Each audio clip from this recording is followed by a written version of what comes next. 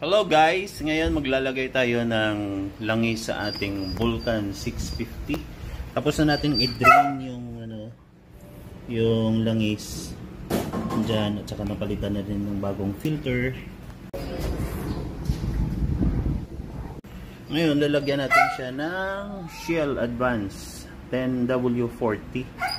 Ano lang ito siya, semi-synthetic, hindi siya fully synthetic, pero I think nandun naman sa may manual na Kawasaki 650 po pwede itong motorcycle oil na 10W40.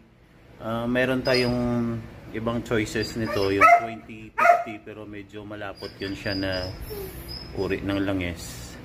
Siguro pag summertime po pwede natin yun siyang ilagay, pero ngayon hindi naman, tag-ulan ngayon, medyo malamig na yung panahon. So ito yung gagamitin nating langis ngayon. And look, nabuksan na natin yung cover. Nandyan yung cover niya. Gumawa tayo ng embudo na medyo high-tech. Ayan, kung makikita nyo, dahon ng niyog. Kinat lang natin siya sa dulo na ganyan para madali natin siyang maipasok doon. And then nag-close lang siya. Yun. So secured na secured, hindi lalabas yung oil, diretso pasok. Alright, so ngayon butasin na natin ito, bubuksan at saka ilagay yung oil natin.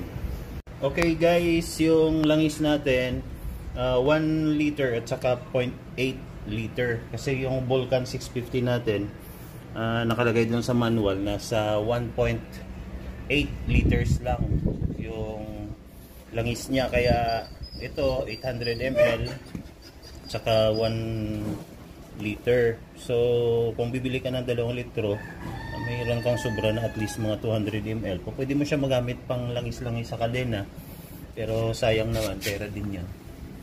So sa ngayon, bubuksan na natin ito.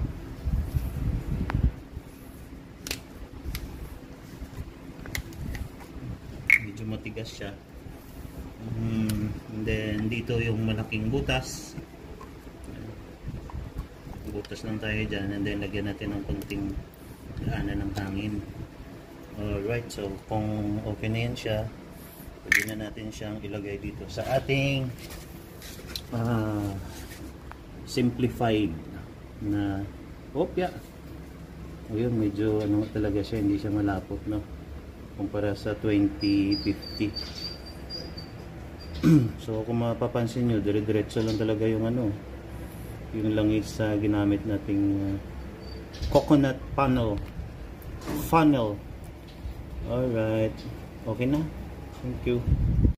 Ang nilagay pala natin na oil filter dito sa Vulcan 650 ay filter element na ang brand ay Vic. Usually makikita mo ito siya sa mga sasakyan, pero ito siya specifically made for motorcycle, and the number of Vic na to, no, oil filter element is C-T02. Swak na swak siya, made in Japan din ito, replacement. Pero kung may makuha kayong Kawasaki talaga, original na part number ng Kawasaki, I think much better.